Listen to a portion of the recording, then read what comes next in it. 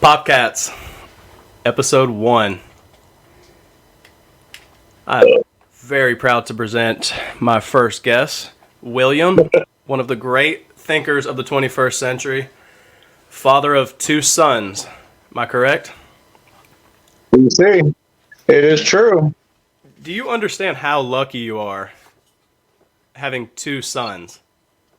How do you think your life would have been different had you been blessed with a daughter? Blessed or cursed? I don't know about that That's because for you there's a to lot of, decide. hey, girls, when they hit 13, that's not something I want to be around. Especially in this day and age with the TikToks and the Snapchats and this and that. That's become the norm with teenagers. What would your definition of addiction be? I would say that addiction is a physical illness. It encompasses behavior patterns that are based on either a coping mechanism or a reward pleasure seeking. It could be either one in the beginning. It all ends up the same thing in the end. Addiction is a physical illness. That's how I see it. I see 99% of mental illness to actually be physical illness or stems from physical illness. Now, the thing with addiction is like we broke the gene code and we haven't found an addiction gene. So there's no proof that it's genetic. That's not to say it's not or that doesn't play a factor, but we can't prove that scientifically at this point. So, I hate to cut you off. A lot of people do say that it's passed down primarily from the father to the children. But from what I can understand, that all seems to be behavior based. That's based off of stuff you witness rather than it being hereditary. The thing about Father's an addiction, alcoholic. a lot of different things that come together into that package. The socioeconomic, just based on whether you come from money or not, is a statistical metric that you can use to say, well, this population is probably going to have a higher rate of addiction rates than this population. And that can be race, money, part of the country you're in, because some drugs aren't in all over the country. You know, there's regional drugs. There's also regional behaviors, like encouraged behaviors, like heavy drinking, right? You think about like something like Denver or Milwaukee, you know, where the big breweries are, right? And you see it on TV and the commercials and stuff, and you think to yourself, I bet they do a lot of drinking out of Green Bay, right? They do a lot of drinking, I bet, you know? But you also have like ethnicity and nationality. Then you got your family of origin, you know, which can be, you know, like, does your dad drink or whatever? What do you see growing up? And then there's trauma. And then when trauma happens to a kid and they don't know how to reconcile that, then they look to something for coping. You know, they want to feel good because they feel bad all the time. So, I mean, there's just so much going on. So Much. environment is one of the biggest ones. Would you say environment is bigger than trauma? Well, it could be argued that environment is trauma or trauma is from environment. But I think that most of addiction, because there's two things. There's one factor that happens, okay?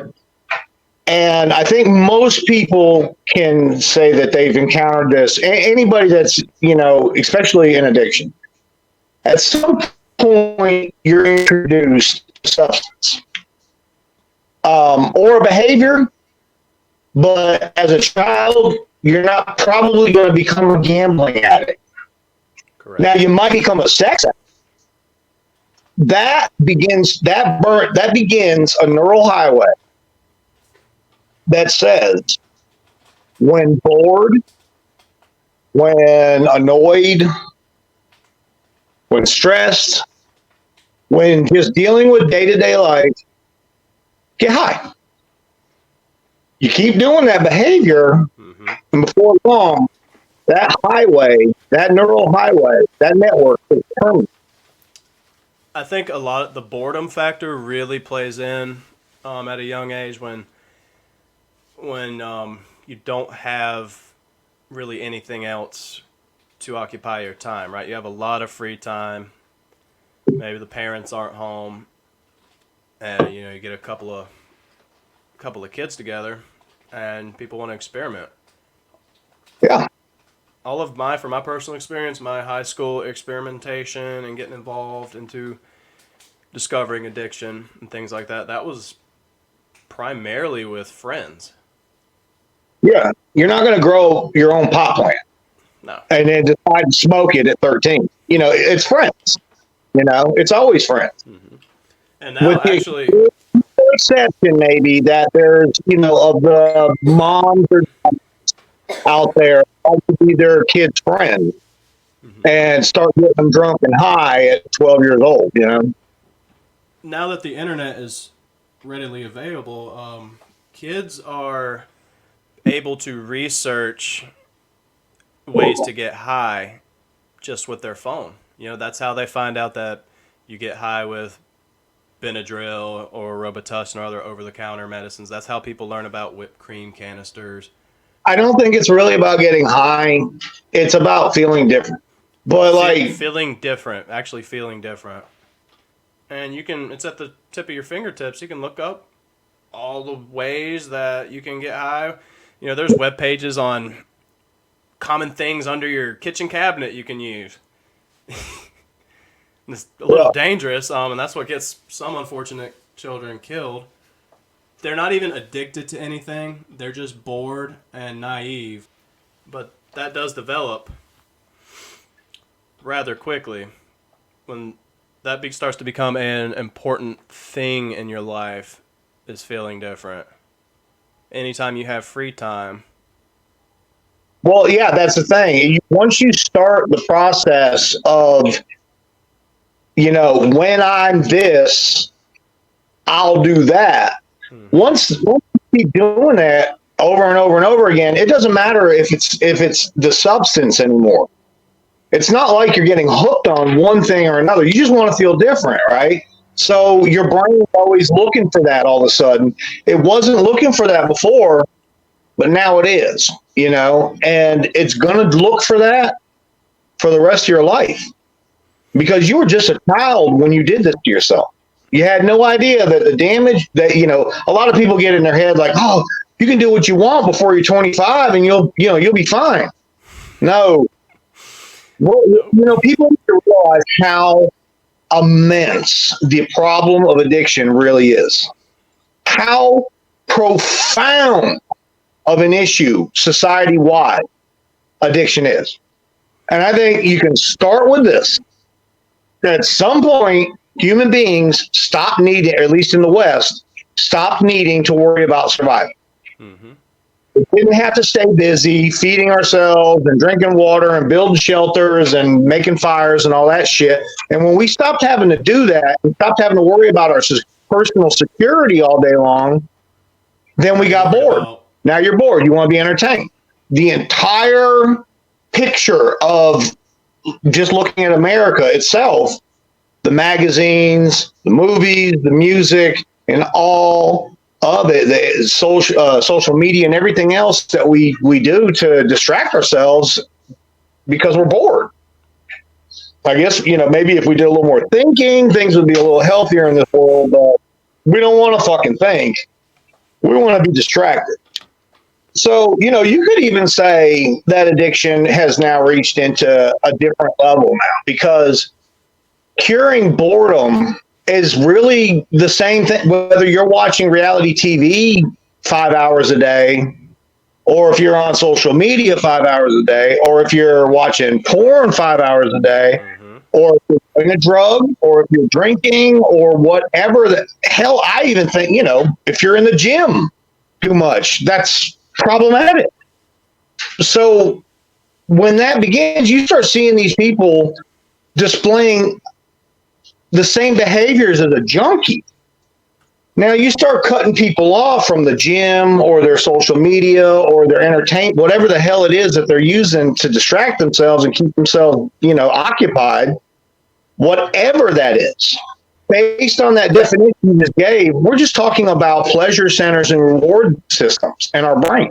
It's the same damn thing physiologically to the brain, whether you're satisfying yourself with porn or, well, like we said, social media or drugs and alcohol. It's all the same to the brain, minus the actual physical chemicals themselves. But the reward center and all of that addiction process is there. It's the same thing. Do you think a lot of that stems, I was thinking about this earlier today, from people that are nervous as a child? Do you think that children that have nervous type behaviors, maybe antisocial behaviors, maybe are shy, are going to have higher odds of developing addictions, like just at the beginning, video game addiction, television I don't addiction, screen time on their phone? I don't think that a child is born nervous. A child was made nervous.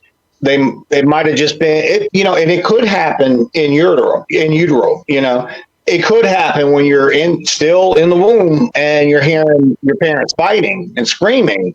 That could scare a baby, and then that baby comes out nervous, but something caused it. The baby didn't just wasn't genetically nervous. I don't even think there's a gene for that. Being nervous is a learned condition as well.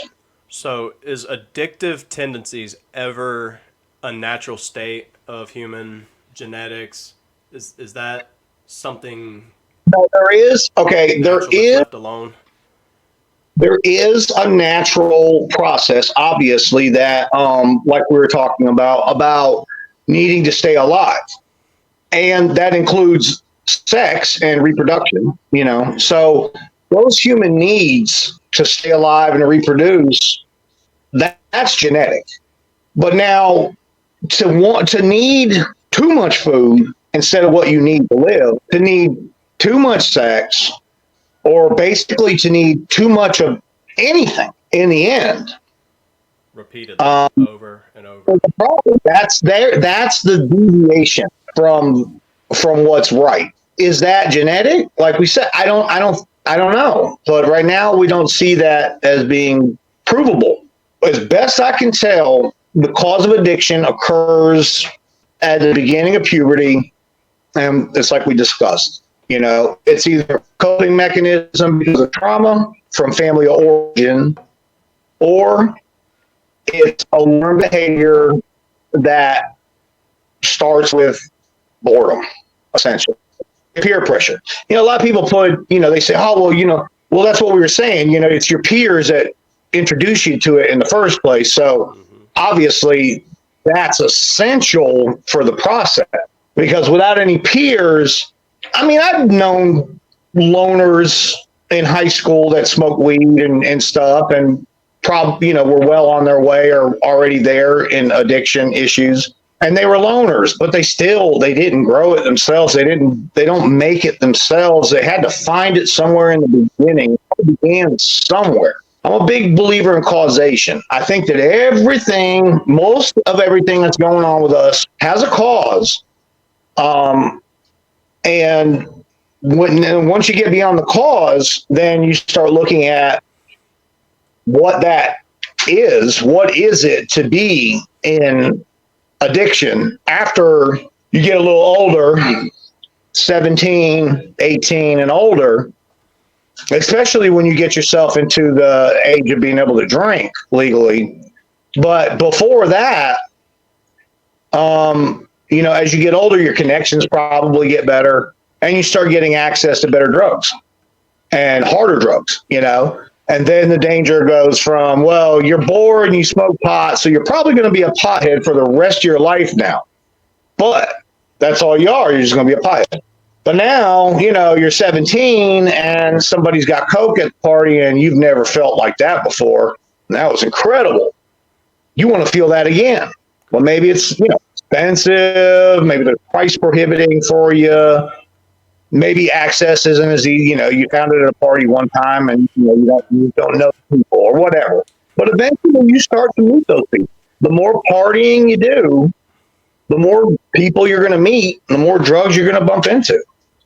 For me, if it wasn't the ease of availability and access to some of these substances, it would have saved my life a hell of a lot of trouble. If I just couldn't have ever found any of that shit, I'd have been good. I wanted to ask you about different types of addiction. For example, addiction to work, addiction to bodybuilding, addiction to a hobby that could be described as constructive. How are those types of addictions negative? An addiction is something that has a reward and you're willing to keep going for that reward regardless of the consequences. Consequences of the different things you can be addicted to are going to be different, right? What would be like the consequences of going to the gym too much? First, what are you trying to achieve at the gym? What's your goal? What are you really deep inside as a human being? If you're going to the gym 5 hours a day, why? You're seeking a state of satisfaction with how you look. Yeah, but it's impossible. Your appearance. It's impossible to satisfy. That's why people that part of the problem do work out obsessively, they tend to be very concerned with keeping an image. They're very concerned about how who's looking at them, how they're looking at them, how do women react to me, how do other men react to me. They spend a lot of time looking in the mirror. It seems very exhausting. It's vain. It's superficial. It's narcissistic. It's not healthy because if that's all you care about, then you don't care about a lot. And if that's your most important priority, if you're obsessed with how you look, male or female, gym, or just a fucking 16-year-old girl in high school, if that's all you care about, you don't care about anything else. You don't care about other people. That's for damn sure. All you care about is you. But you don't love yourself, because if you loved yourself, you'd be content with yourself. You'd be satisfied with what you were. And I'm not saying you can't go to, be healthy or lose weight, or anything like that. I'm just saying, like, when you begin, it's essentially like an obsessive compulsive disorder. And I used to identify addiction as essentially an obsessive compulsive disorder because you obsess about it and you compulsively do it. Very simple, easy to define that way. It's far more complicated than that, but I think in a simple way that states it. If you're obsessing about going to the gym, how good can you possibly feel about yourself if you feel the need to go through all that? What are you getting out of it? So do you not wear and this is for attractive women with nice bodies, and this is for men with nice bodies. Do you not wear revealing clothes as a way to show off how good you look? Or is it because you want to gauge people's attention? No, it's because you pride or insecurity? It's insecurity. It's the ego needing to be fed. That's all it is. It's the ego needing to be fed. And when you're looking at something like that, there's an identification issue going on. You have a self-identification problem because you're not satisfied with what's going on with you. You want more. You need more. You're never going to be satiated. You're never going to be big enough. You're going to want to get a pump every single day, and then you're going to want to do it twice a day because you feel like that pump goes down in the evening. You want to be as big as you can all the time, which means you got to be pumped up all the time. Every couple hours, lift. I don't know. Seems like a hell of a lot of work for me, but so is heroin and alcohol. So, do you think personal relationships with people is a fundamental thing in life? Is that a highly important thing in life? To have personal relationships? Yes. Socializing. Yeah. And Okay. having meaningful friendships and Why is it that a hardened criminal in prison hates solitary confinement? Why is that such a punishment to them? Because we have to have people. Mm-hmm. We literally go insane without other people. If we don't have other people around, we have no way, we don't have a backboard in which to judge our thoughts when we speak them. Because if we don't do that, then we don't know if we're insane or not. Because we don't have anybody to either push it down or validate it one way or the other, you know? Mm-hmm. Yeah, we got to have people. Even the most hardened criminals on earth need people. So that makes me think about how these addictions all addictions, they all have this in common. Drug addictions typically lead to isolation.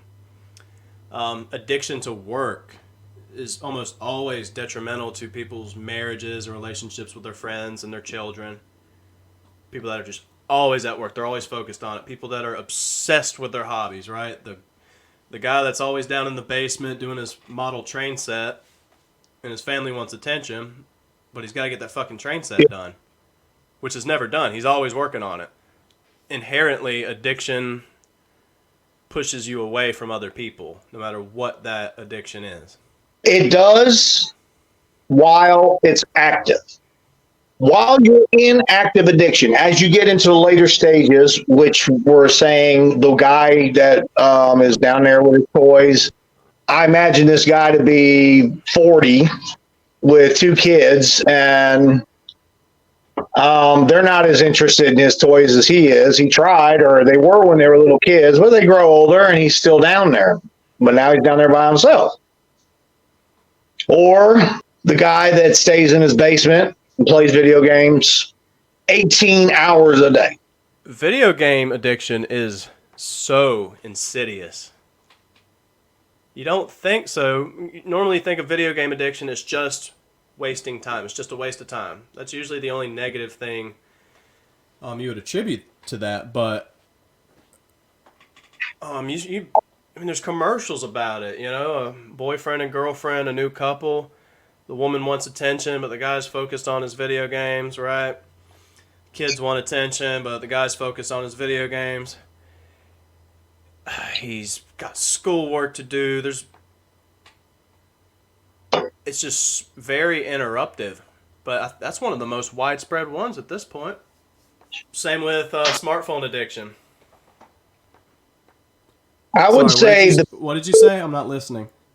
Yeah, I would say the biggest current addiction is social media. These kids that are between 8 and 12 right now, they're all on TikTok. That's crazy.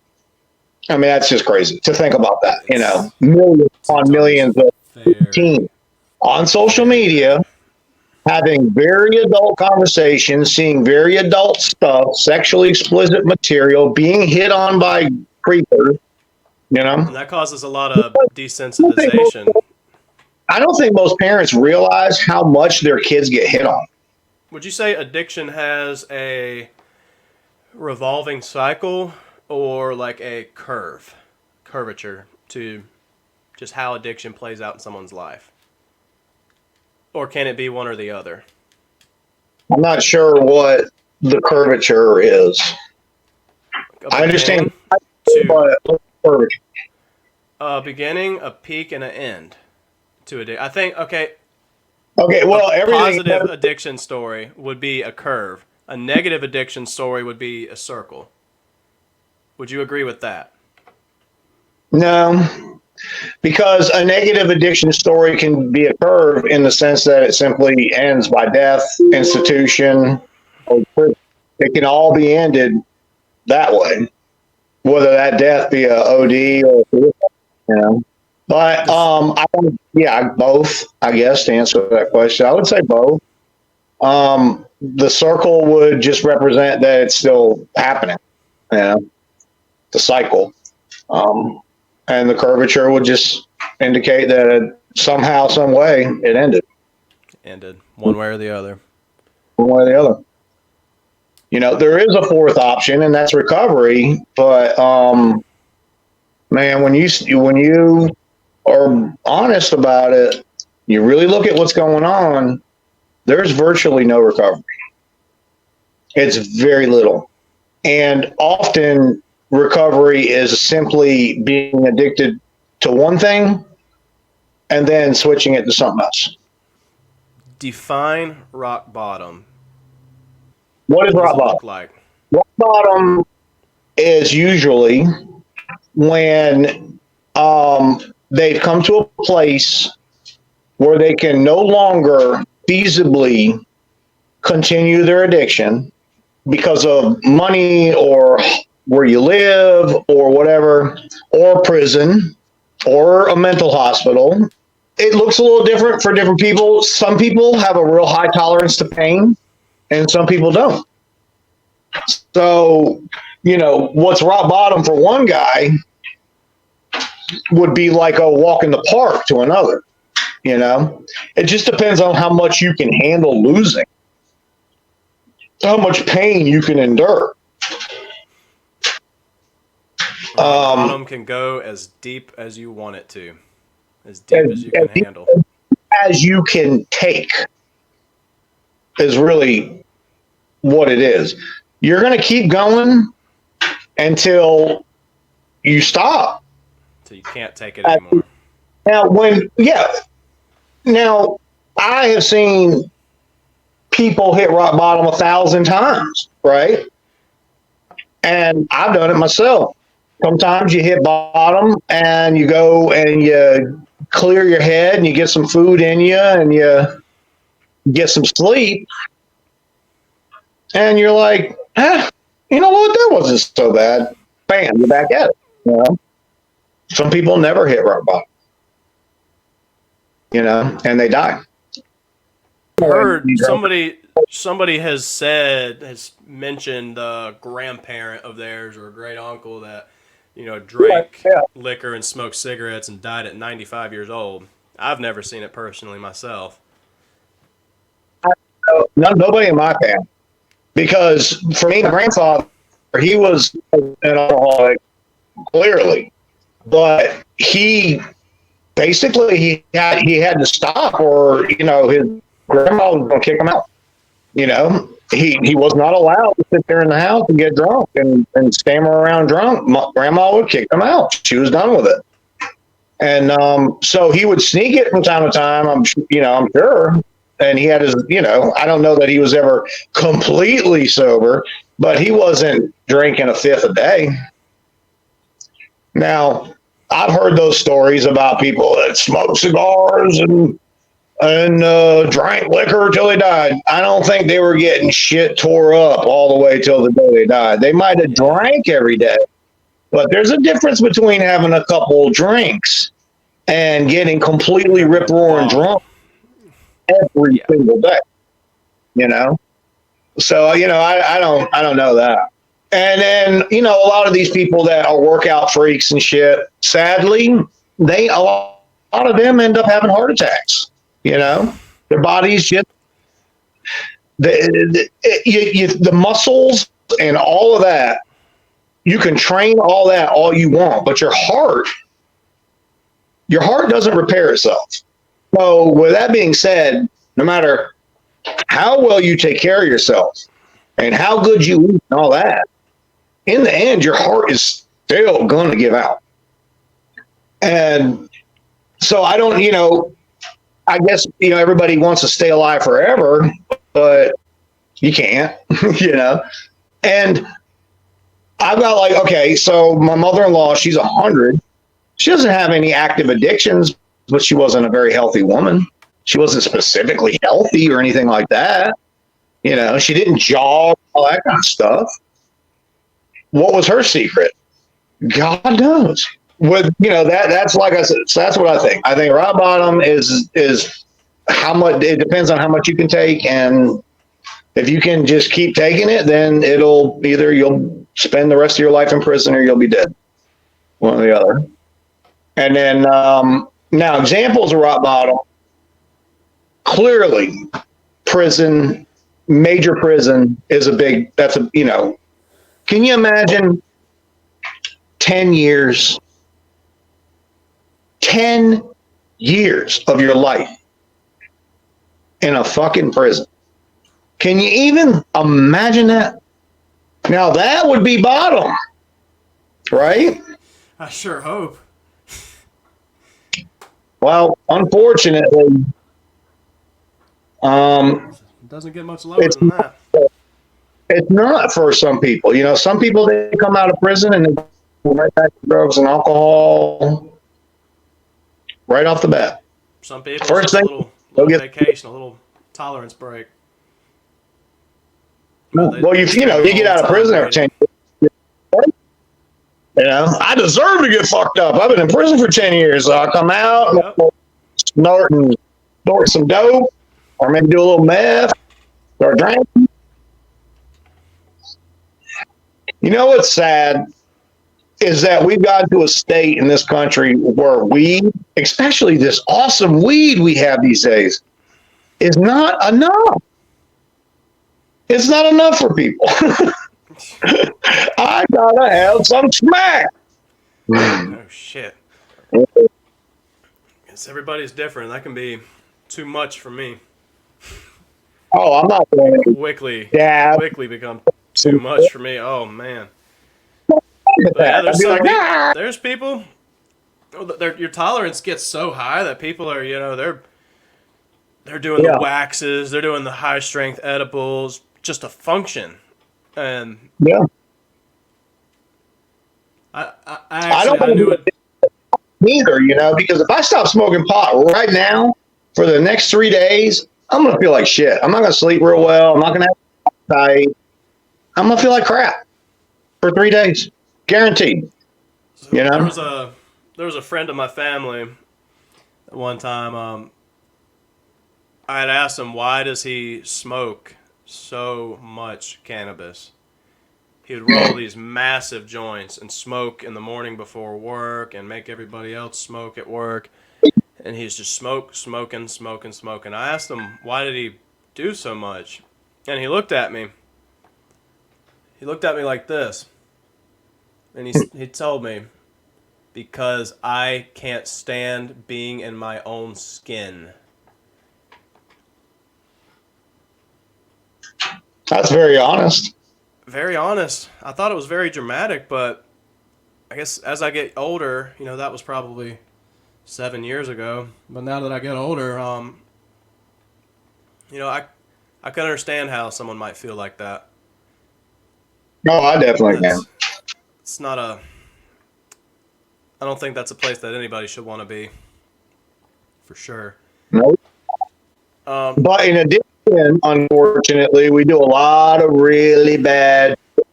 Mm-hmm. And when you do bad shit, you feel crappy about it. And the crappier you feel, the more you're going to feel the need to escape. Unfortunately, you get to that point. But I think, honestly, a lot of people can't really stand being in their own skin. Yeah. And that might be the source of addiction right there. Part of it. And everybody's trying to. What does everybody want?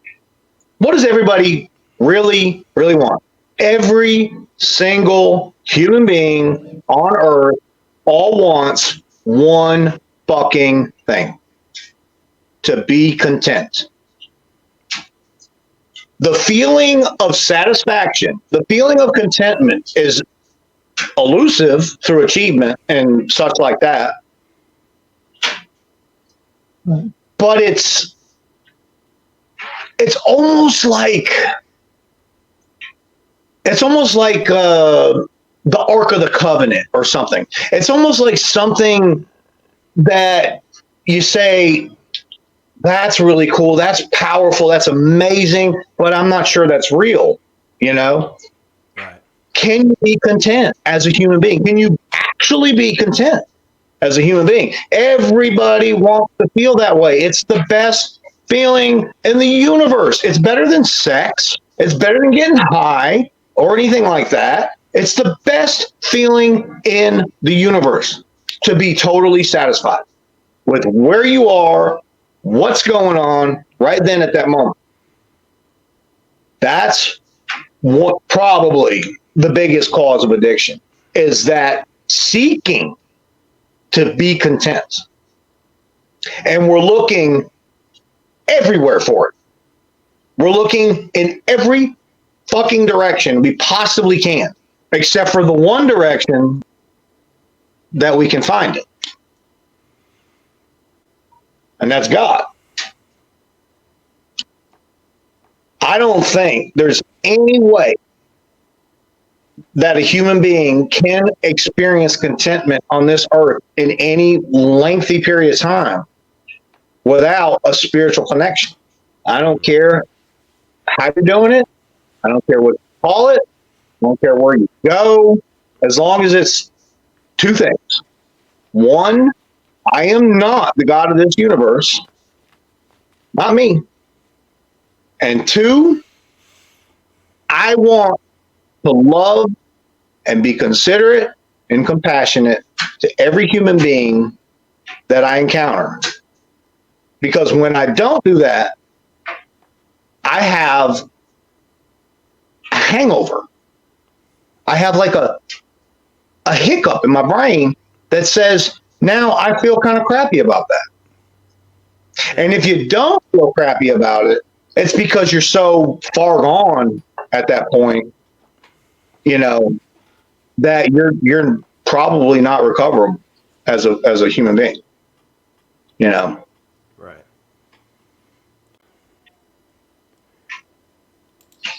Sorry about that. Had a phone call regarding my dog's ashes. They're ready for pickup. Um, so have you noticed that it looks like I'm recording from a trash bag? Yeah. This is the proverbial veil that we have discussed before. You might not understand what's behind that veil. I don't know. It's not even worth knowing. You could see it, but that knowledge does you nothing. It does no good for you. Yeah. So I was talking about how. So I work in the alcohol sales industry. So I'm intimately familiar with addicts. You're a drug dealer. I am essentially a drug dealer. Yes. And it's a How hard do you? position because look, I've done research on many types of substance abuse. I've gotten familiar with many of these crowds. Out of all the types of addicts and junkies, whatever you want to call them, that there are, the only group that I actually have any emotional empathy for are alcoholics. And I don't know why. All the other addicts that I'm highly familiar with, they seem annoying to me. I don't Annoying annoying, very annoying. around your yard feeling though? Yeah, meth heads are extremely annoying. I have no fucking respect for a single one of them. Breaking into your car. No, I do. I do. I'm being funny, but yeah, annoying because a great word. I can't stand them. I can't stand the ground they walk on. I can't stand the way they smell. People that smoke cigarettes, I smoked cigarettes for 10 years, okay? And people that smoke cigarettes and want to bitch and moan about about policies against their right to smoke, right? About I know an individual who constantly complains about not being able to have smoke breaks. I have no sympathy for him. Zero. And I completely understand where he's coming from. But when it comes to like cigarette addiction, particularly, I've always been considerate of other people that aren't addicts, and how that might be a disturbance to people that don't want to smell it, who hold firm to the belief of secondhand smoke and how that's worse than millions of cars running at the same time. Potheads, I can't stand potheads. As a pothead, I can't fucking stand people and their cannabis addiction. These dope fiends. All right, they drive me fucking crazy with their gear and their all the strains and this and that. But alcoholics, I genuinely do feel bad for. When I see someone going through withdrawal so bad that they're vibrating, they're almost physically vibrating. I feel in my heart like, wow, you're in a rough situation. When I hear about, and I have so many regulars, and they all have their stories. Some of them are much more functional than others, but there are some with some really fucked up stories, and those stick with me. You know, there's a woman who comes to my establishment quite regularly, about twice daily, I would say. She always comes in and she's got $5 on this card, she's got $11 on this card, she's got a roll of quarters, she's got some change in her console, and she just spends all of her money on Fireball. I love Fireball.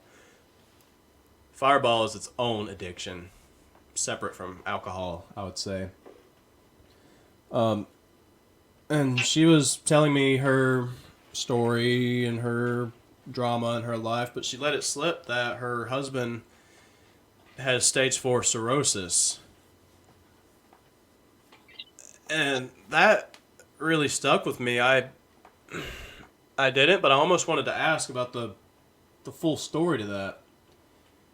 Are you supplying alcohol for your husband with stage 4 cirrhosis?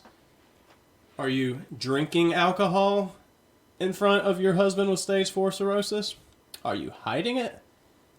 Do you want to go down with him?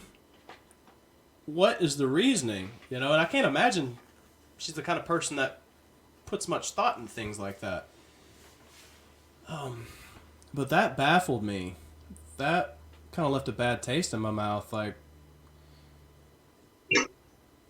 either you're a really fucked up person or you are. Well, you were saying like, okay, you feel empathy for an alcoholic, but nobody else.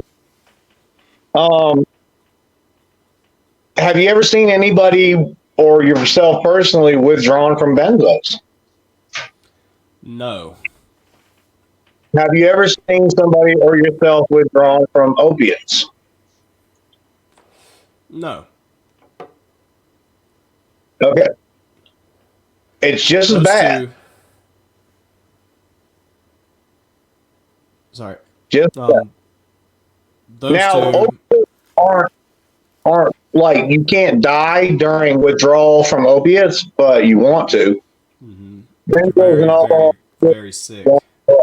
but opiates is so bad that people will do anything to avoid that. You know, anything from self-deprecation to stealing, to anything.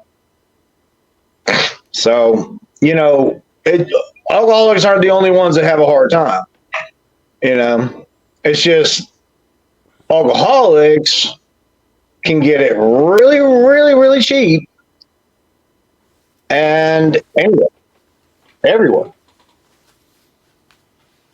And it's out in your face. You don't see commercials or magazine ads for hair or benzo. What'd you do for alcohol? So there's that image. I used to want to live up to that myself, man. That killer image of just sitting there with a highball, of scotch, and the lights are nice and dim, and you're in total and absolute control of everything, and you just love, life, and the scotch is so good, and you don't overdo it and all that. It doesn't quite work that way, or maybe it starts that way, but it might not stay that way. Some people can do two scotches a night till they die, and it doesn't hurt them.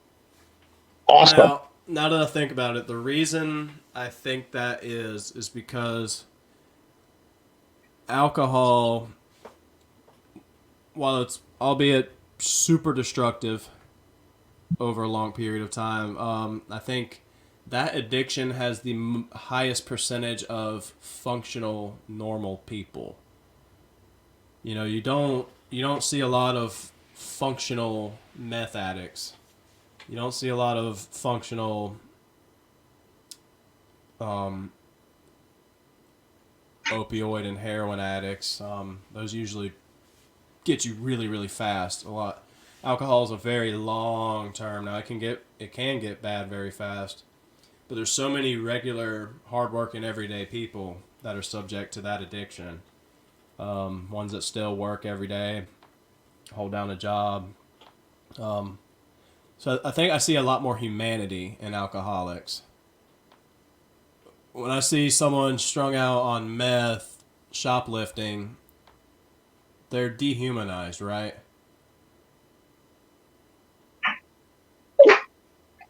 In my opinion. They're a junkie at that point, more so than a human struggling.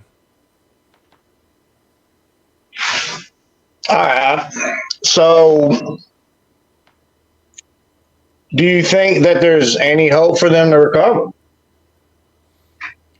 There definitely is, but you have to want to get away from that. I mean that's desire. Because one thing that is almost universal across addicts,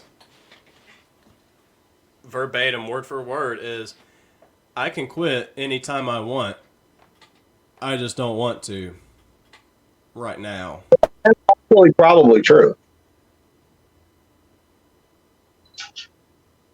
If you think about it, that's probably spot on. I'm But not ready. I need to hit my bottom first. I don't want to. They said it. I don't want to. That's it. So you If have to you want don't to. quit, you can't. You definitely. There's one thing we know for sure: you cannot force an addict to stop. It don't matter what it is. You can't. You can't force it. Now,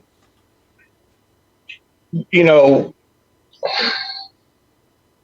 what you're addicted to is going to have a lot to play into um, what is possible for recovery and what kind of treatment. Because recovery treatment has to be spiritual or it's impossible, but there's different techniques and different um, method methodology to treating a heroin addict versus a gambling addict.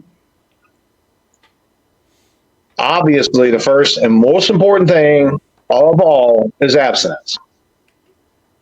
You can't stop until you stop. So that's essential. So recovery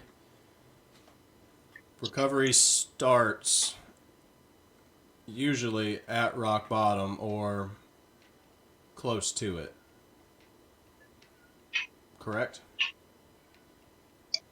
Or in some instances, a person has an epiphany, like someone dies that they really love, like a dad or a wife or something, and it just shakes them all to hell, But yeah, I would say mostly, on average, it takes you're going to have to walk through the damn fire, because look, why would I stop drinking if there's no consequences? Why would I stop smoking crack if there's no consequences? Why? If there's no consequences, smoke all the crack you want. I don't care. If you're not hurting anybody and there's no consequences or whatever, then do what you want. Yeah. So obviously, it requires consequence in order for there to be the suffering that is necessary in the first place to even beginning to heal as a human being. What's broken in you isn't just the wiring. What's broken in you isn't just your family of origin and your past and trauma or any of that. What's broken in you isn't boredom. What's broken in you is an insatiable need to connect with whatever you want to call it. You have to realize, first of all, that you're just a little tiny thing on this ball, and there's 8 billion other things on this ball. You have to get perspective. You have to have a real honest perspective about things. My little reality and my addiction and my suffering, whatever, is not the all-important thing in this universe. It's only important to me and the ones I hurt.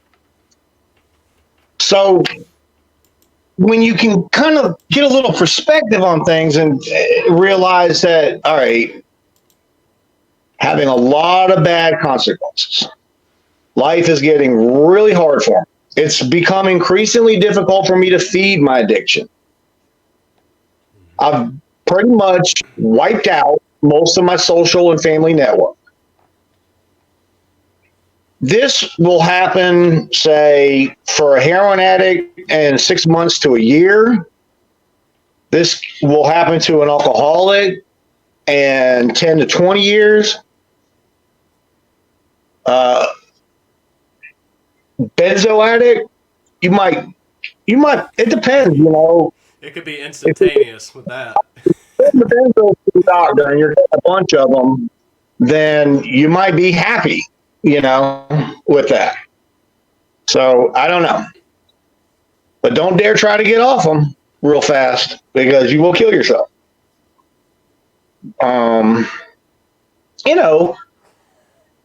If you're a gambling addict and you've spent your kids' college funds and you've got a third mortgage and and it's caused absolute poverty and you've lost your wife and now you never see your fucking kids and all that's consequence. If you're wrong, DUI can be a quick consequence. Man, I've known people with 5 DUIs. Unbelievable. Permanent ban, no license ever. And, to me, the first DUI might have shook me up. The second one would have, you're talking about jail time at that point. These days, 2 DUIs, you're going to jail. First one, you're probably going to, you're going to go to jail for at least overnight, that's for sure. But you get a second one, you're probably going to do like 40, 50 days in jail, county lockup. Maybe more. But consequence. If there's no consequence, there's no reason to change. If I keep eating and sitting on my ass, I get overweight, unhealthy. I feel like crap all the time. And I probably start suffering mental disorders because when you treat your body like crap, you start having psychosis. Anxiety and depression, super common. Everybody's depressed. Everybody is depressed now, and there's a reason for that. It's our diet and our activity levels, You take those 2 things by themselves and that's a lot of the issues that people are dealing with. you know?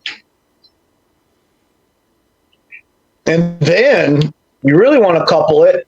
Once you start having consequences, you start building up all this shame and self-loathing. Then you have to treat that. Now you got to deal with that. Because that feels horrible. I don't want to feel that. You know? I don't want to think about that. That is one of the worst feelings in the world is shame. And my penis and my testicle shrink. I don't want to think about that. You know what I mean? I'm going to feed that addiction. I'm going to stay distracted. Something is going to keep me busy because I don't want to think about that stuff. You're not comfortable. Not comfortable in your skin. So now you're an addict, whatever it is. We looked at, essentially causations. Now you're looking at the reality of it, the life of it, the consequences, the self-loathing. Then you start looking at when consequences become great enough that it begins to, like I said, either inhibit your ability to feed your addiction and stay distracted. And then that is a really big problem. That's worse than all the consequences. Now you have all this shit piled up. And you can't even get away from it. You can't even get away from it. So you're stuck having to deal with that shit. Whatever the living hell you have to do it, to get away from it. So you're going to steal. You're going to rob. You're going to break into people's cars. Shoplift. And all that's going to make you feel worse if you have a... Or end up... once you start breaking the law to feed your addiction, eventually you start getting picked up. Mm-hmm. Prostitutes, girls that, even some guys that sell themselves sexually to feed their addictions, get arrested for prostitution, or they get diseases, or they get the living hell beat out of them. It just gets worse and worse. All right, so you're in the thick of it. Your life is essentially shit. But you need a way out. And indulging in your substance isn't even an option anymore.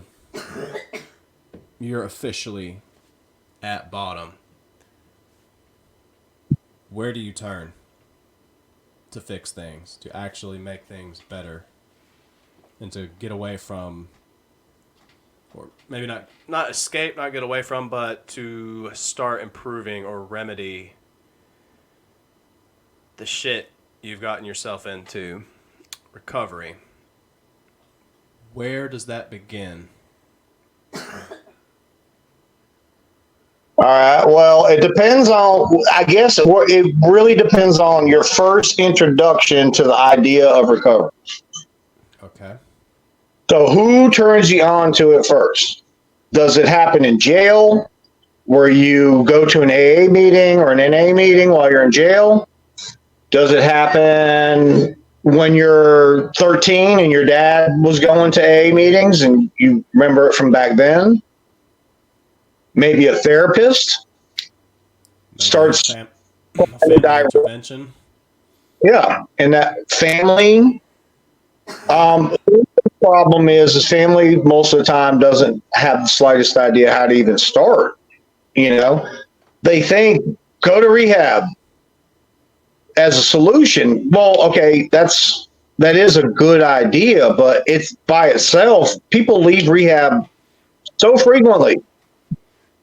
People walk right out of detoxes and rehabs like there's no tomorrow,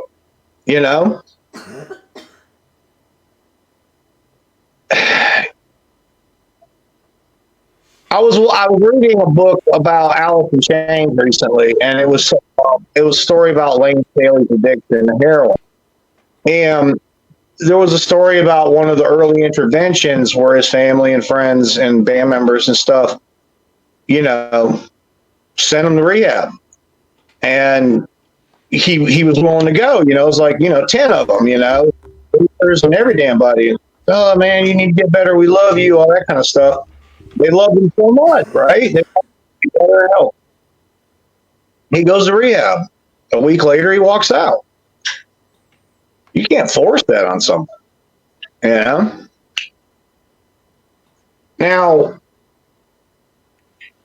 what does recovery look like in the beginning for somebody? Well, it depends on what you're on. So if you're a gambling or sex addict or something like that, then you probably start with 12-step meetings, right? Okay. A therapist and 12-step meetings. That would be, and maybe a prescriber. There's maybe some underlying depression issues and such like that. So they're going to want to put them on some medications. Always want to give everybody medications, That's another thing about it is Big Pharma is very involved in the recovery industry. Very involved. A lot of money in this industry. There's a lot of addicts and a lot of money to be made. It's a good opportunity to sell something. Yeah. To sell a solution to your problems. It's been since the 80s, Yeah. And it's just got worse and worse and worse. So somebody with a behavioral addiction is going to do therapy, psychotropic medications, maybe 12-step programs, maybe church. Depends on your upbringing. It depends on your area where you are. So that's another possibility.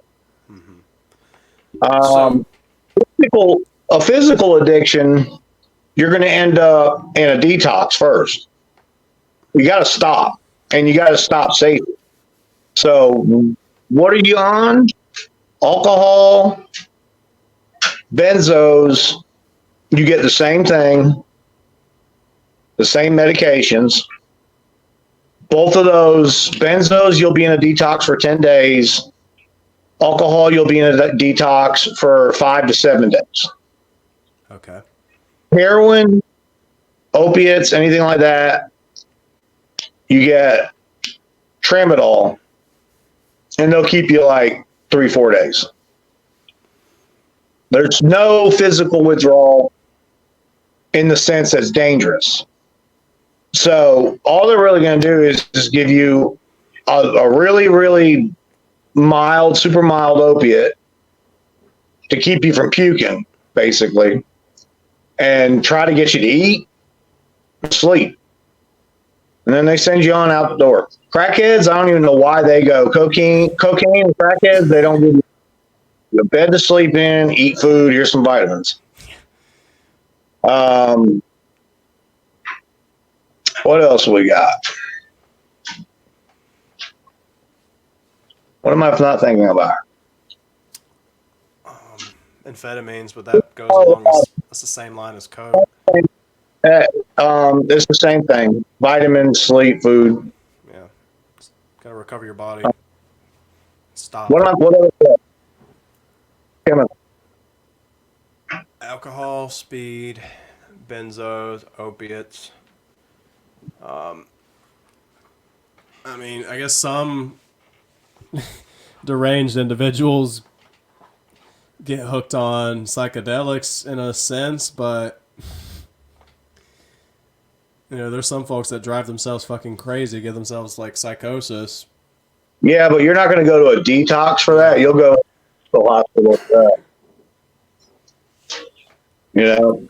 Detoxes specifically, safely stop you from using. That's it. Now, while you're there, they have resources available, and they can help you based on your money situation, insurance, and all that. Connect with rehabs in the area. Mm-hmm. You got no money, then you're looking at like missions and Christian religious rehabs in the Southeast or Midwest. That would be generally the case. basically your red states have very little resources set aside for addiction treatment. Okay. Blue states are going to have more. So the difference between like Connecticut and South Carolina is that the state will help you out. Up here, where in the South, you're more likely to have to get that kind of help from a church system, Yeah. a faith-based system. Now, if you're in the South and you're in detox and you're homeless and you got nowhere else to go and you really just you don't want to go back to immediately using or whatever, then yeah, you're going to end up in a mission or something like that, which is essentially a religious homeless shelter, but it has some programs and stuff for recovery. Okay. If you're in the Northeast, you get into or California or Seattle, West Coast. You get when you're in detoxing, and even if you're poor, there's rehabs that are by the state that are funded by the state, and you can go to those. So, what's the difference between the rehabs? Yeah, so I did some research. According to NIHS, secular-based, medical-based rehabs versus faith-based rehabs. For some reason, the faith-based rehabs have a better success rate at long-term recovery over the medical-based ones, the methadone clinics, mental health analysis. For that info, because I'd like to look over that myself. That's good. That's what I know to be true, but I'd like to look at the stats on it. Yeah.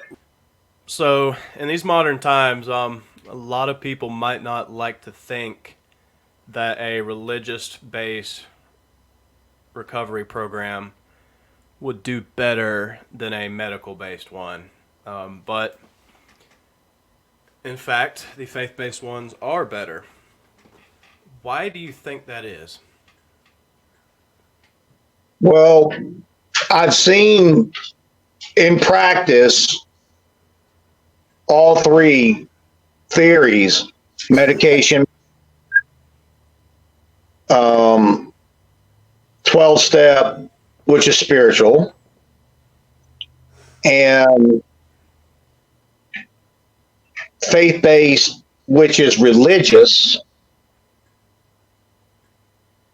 and medication-assisted psychotherapy, which would be like taking antidepressants, antipsychotics, maybe anti-anxiety, psych meds. Right. Now, your question is why do I think it's more successful, and why I think it is, and the reason why, and I think it's sustained abstinence is most frequent with people who seek something greater than themselves. And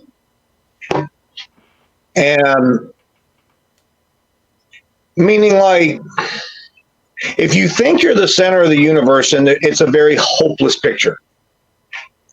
Because if your life sucks and you're the center of the universe and there is no God, that's miserable. That's bad.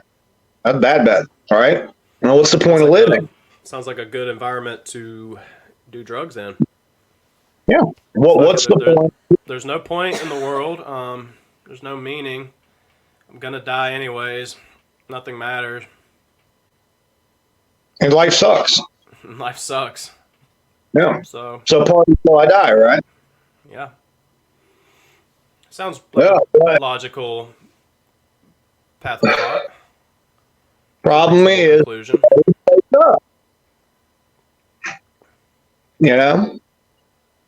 You always wake up, and when you wake up, life still sucks. but now you got a monkey on your back, and now life sucks even worse.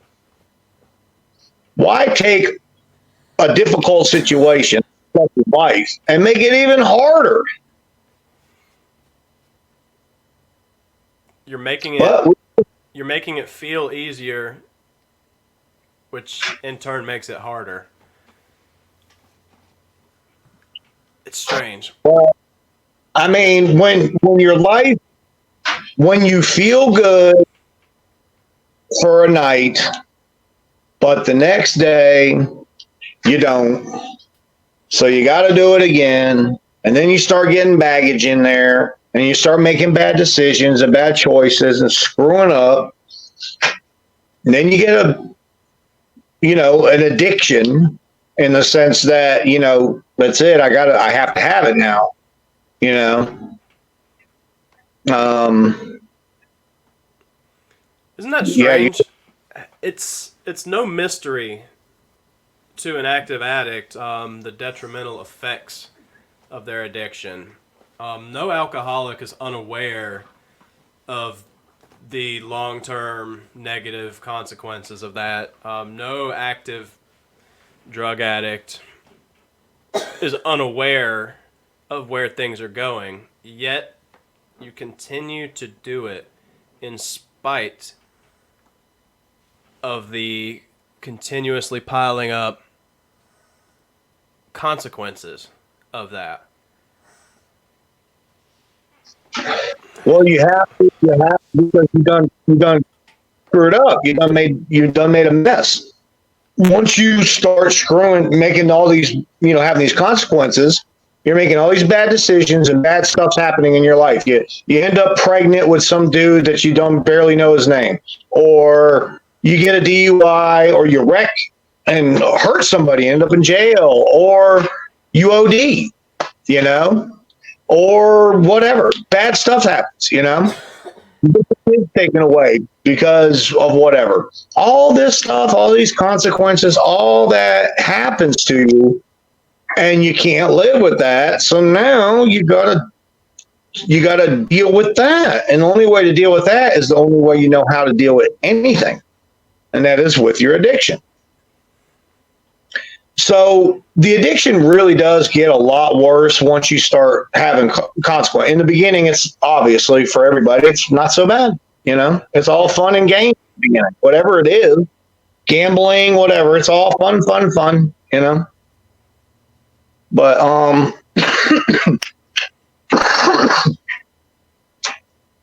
But yeah, you start having consequences, and then you got to start dealing with that, and you have to cope with that, and you only know one way to really cope with anything. So now you're in that cycle. How do you stop the cycle? Well, in the 12 steps, their first thing is go to God. But once you've gone to God, you got to do a little work. You got to clean house.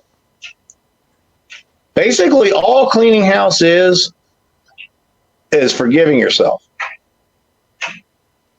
All those consequences, all those bad decisions, all them screw ups. And then if there was prior causation like trauma, dealing with that, handing it all away to God or your higher power, because until you get rid of that baggage, you have no chance at moving forward, because you're going to continue to keep running from that baggage. So you have to clean it out. You got to get over it. You got to forgive yourself, forgive everybody else, let all that negativity and all that crap go, because if you don't, you're going to continue to have to cope with it. And you only know how to cope with shit one way. So to break that cycle, that's how you got to start. So part of getting clean and staying clean is you need a clean slate to work with. Yeah. I think so. If you had one thing, just one sentence of advice or just knowledge that you would say to addicts as a whole, What would just your one thing to say to an addict be?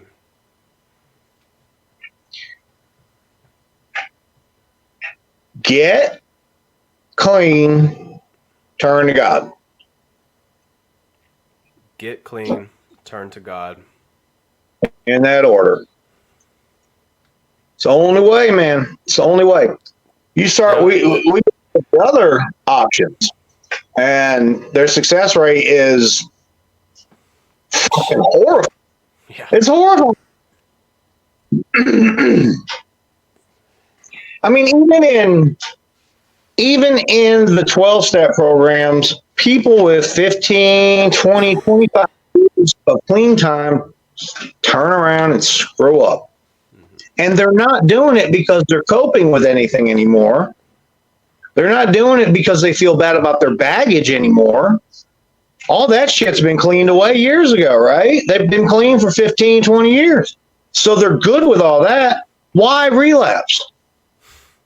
Because that damn highway still exists and it will always exist. And it started burning when they were 10 or 11 or whenever they started that process. And it will never, ever, ever go away.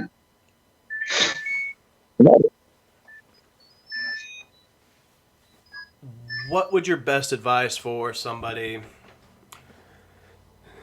that is dealing with a addict that is close to them? For example, your son is a meth addict. For example, your husband is a hardcore alcoholic, or your best friend is just really hanging with the wrong crowd and falling out. I mean, it's unfortunate. It really is. But there's only one thing you can do: cut them off, kick them out, make them go away. When they're ready, they'll show you. They won't tell you, they'll show you. I agree. I agree. You'll see that they're ready by the things they say, the behaviors that they're having. You'll know.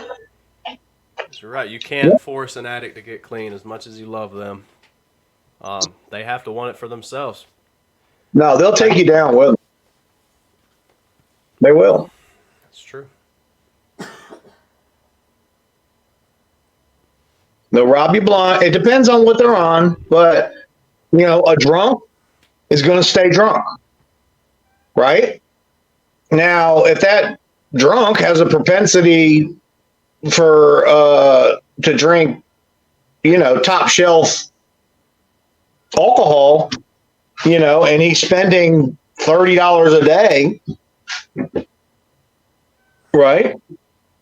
What are you going to do with that?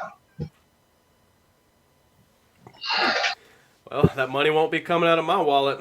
You're on your own, buddy. Well, he's gonna take until he can't, right? If he can't get it for himself because he doesn't have the money, then he's going to get it from somebody else. He's going to start by borrowing, right? And then borrowing, which never gets paid back, leads to stealing.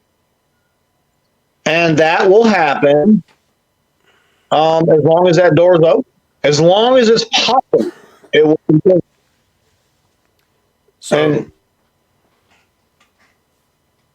I've been witnessing a massive uptick in the homeless and hopelessly addicted population.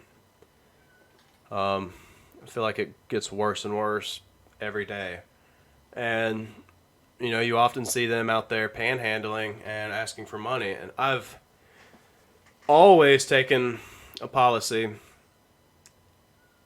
unless you clearly don't look like an addict, like you're a junkie, I'm not giving you any type of handout, because that is in fact enabling, because I know where you're going with that money. I watched it firsthand. Watched a sympathetic ex-addict give a currently engaged homeless addict, gave him just $1 and change. You know where that dollar went? Straight to me. That man, he disappeared for about 30 minutes. Got him another $4 a handout. Where'd that money go? Straight to me. You know, and you think you're doing the right thing, helping these people out. You do. And don't get me wrong. I'm not a heartless person. When I see somebody having a hard time, I know they're having a hard time. But all you're doing, supporting them financially, is giving them the means to feed their addiction. Why? Because they are actively still in that addiction. Okay, that money's going straight to the liquor store. It's going straight to their dope dealer. Think they're buying food? You think they're going to get some fresh clothes with that money? You think they're saving up for a car with that money? You think they're trying to rent somewhere with that money? No. No. And Well, they're some there people look though. at me like I'm a terrible person over that. It's Well, like, no. Personally, the only reason they're there is because they can be. They can survive there. Yeah. Or they wouldn't do it. Exactly. So, just like an enabling parent or an enabling spouse, a society, it can be enabling. And I would say our society is very enabling because we have this crisis across the country of homelessness. Obviously, people have found it no issue whatsoever to live in a tent, to eat occasionally at the food kitchen, and panhandle, steal, or whatever they need to do, and are able to do it. They're able to get enough money to do what they got to do.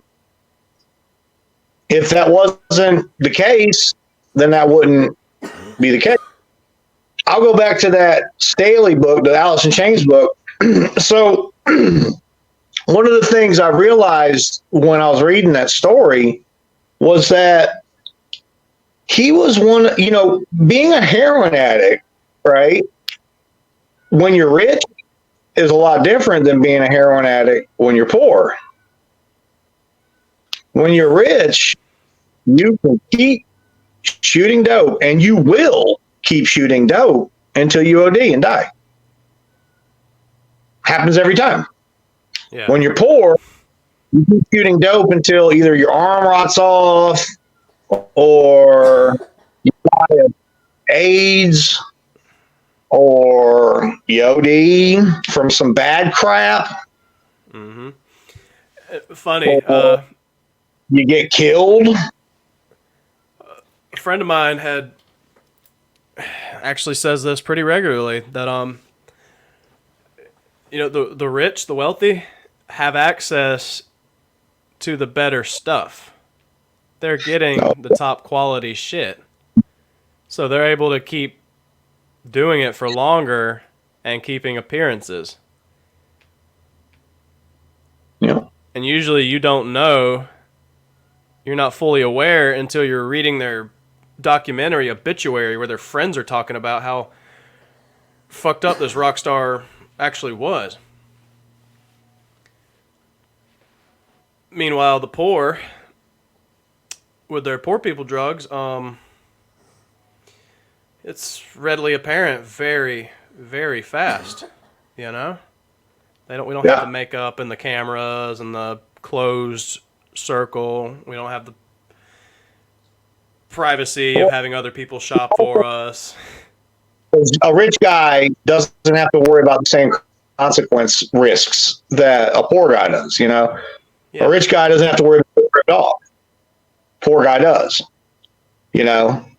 Rich guy doesn't really worry about getting poisoned. Poor guy has to worry about it. Yeah. The neighborhoods that you have to go into themselves are dangerous to get these drugs. You could get mauled, attacked, jumped, whatever. Get your dope money stole from you, you know? And but a rich guy doesn't have to really worry about that, you know. Rich guy's not going to go to jail on a busted dope deal. Poor guy might have to worry about that, you know. Yeah. Rich guy, because he hasn't become impoverished by his addiction and burned all his bridges, he can sit in his bed and pass out on his dope, where the poor guy might be in that tent and has to worry about some psychos that are tranked out or whatever, you know, setting fire to his tent. Yeah. All this- Yeah. Some of those superstars, their rock bottom is a celebrity rehab. Exactly. Exactly. Or death, you know. Or death. But it ain't Or they get fed up probably, and end it.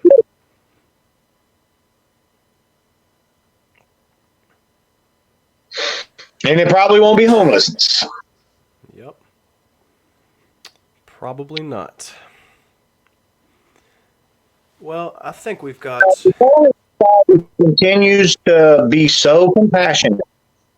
Okay, look, as an addict myself, having been in homeless shelters, lived in trap hotels, hooked on all kinds of good stuff. Lots of fun stories about detoxing off various drugs over my life.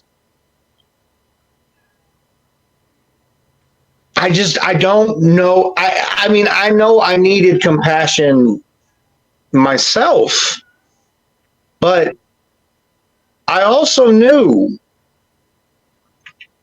that, like, okay, if I take benzos to treat my addiction, right, to treat my anxiety, to help me keep from drinking or using other drugs, I'm just replacing one with the other.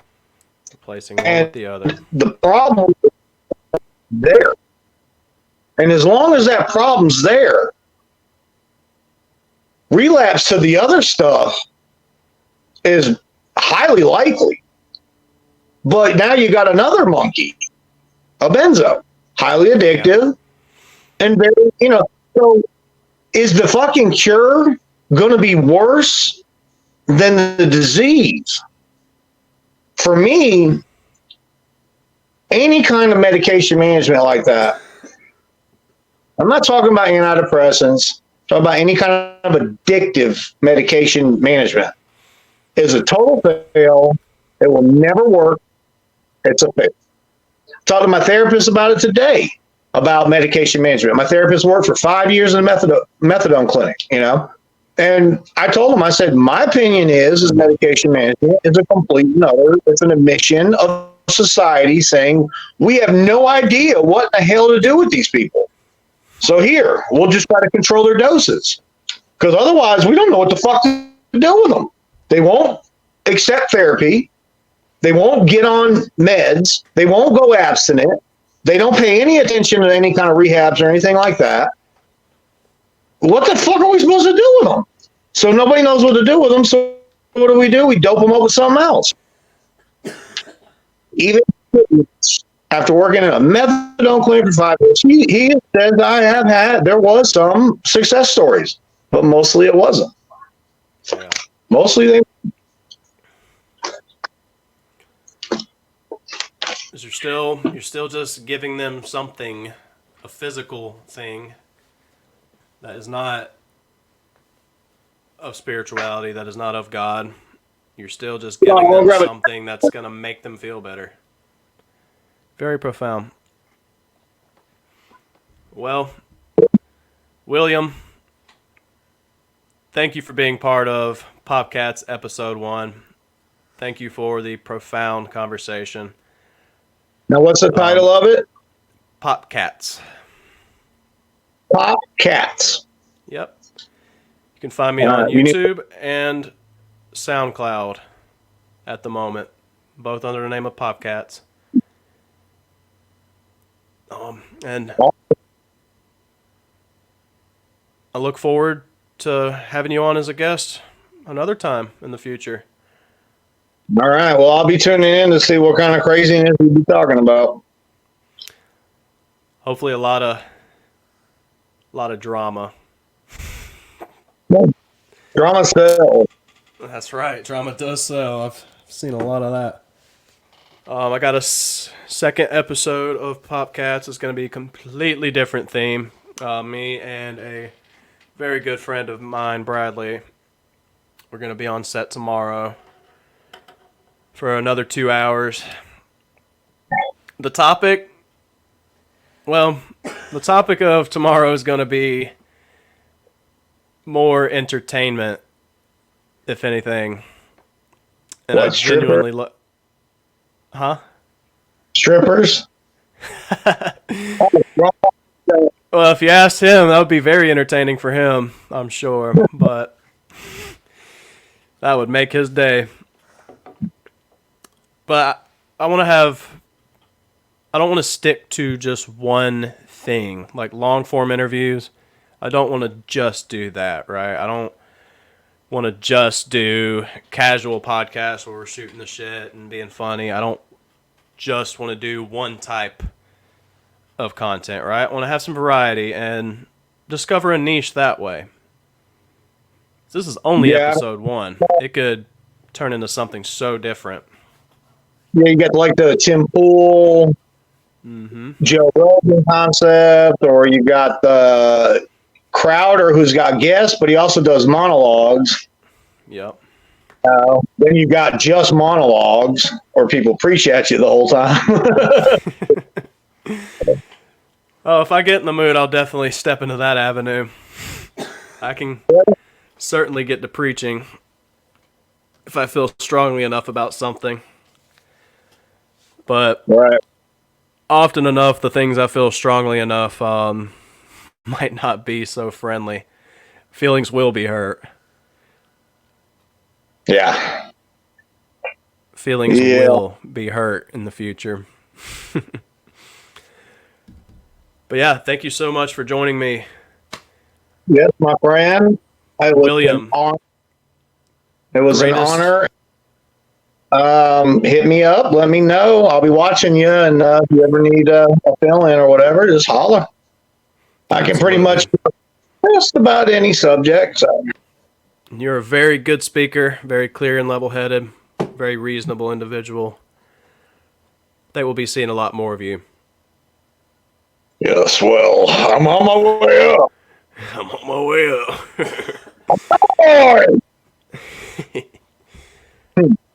Thanks again, William.